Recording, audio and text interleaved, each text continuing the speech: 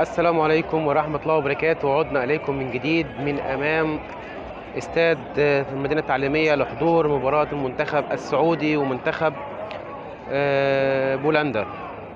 إن شاء الله بإذن الله فيديو جديد، وإن شاء الله إحنا النهاردة داخلين نتفرج على المنتخب السعودي.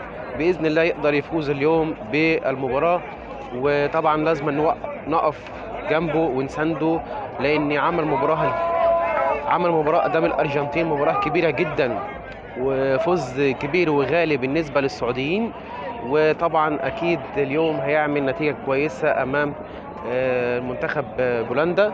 وطبعا جمهور كبير النهارده حاضر وبقوة لمساندة المنتخب السعودي، المنتخب الأخضر، لحضور إن شاء الله مميز وكبير جدا من المنتخب السعودي اللي دايما يفرحنا. طبعا كلنا فرحنا للمنتخب السعودي في المباراة اللي فاتت، ولكن بإذن الله اليوم لازم نفرح كلنا مع بعض بالمنتخب السعودي، ونقدر إن شاء الله بإذن الله نساند المنتخب السعودي بقوة.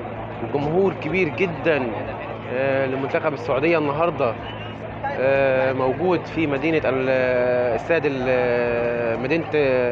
المدينة التعليمية، موجود النهاردة، وحضور مميز للجمهور. وإن شاء الله هنصور من داخل الاستاد بعد قليل إن شاء الله، بعد ما نخش نحضر المباراة مع بعض.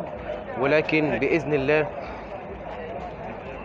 بإذن الله طبعا يكون مباراة كبيرة ويحقق فيها فوز غالي للمنتخب السعودي اللي عمل ضجة جامدة أمام المنتخب الأرجنتين في المباراة الافتتاحية بالنسبة له في المونديال. وطبعا إن شاء الله هي الأجواء بس صعبة، الأجواء صعبة ودرجة الحرارة صعبة اليوم، ولكن إن شاء الله هنخش مع بعض نشوف المباراة ونصور لكم من داخل المباراة بإذن الله. كبير جمهور كبير جدا للمنتخب السعودي اليوم.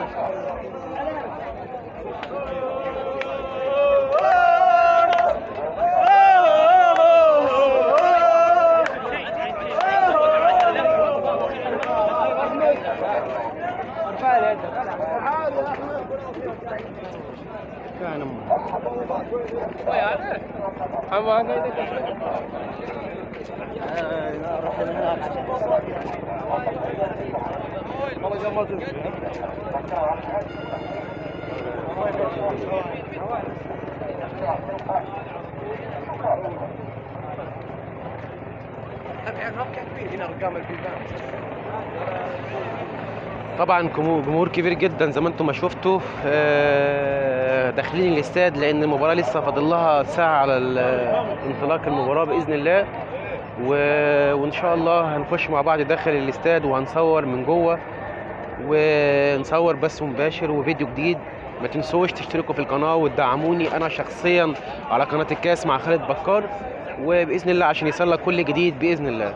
اشوفكم على فيديو جديد وفيديو قادم باذن الله.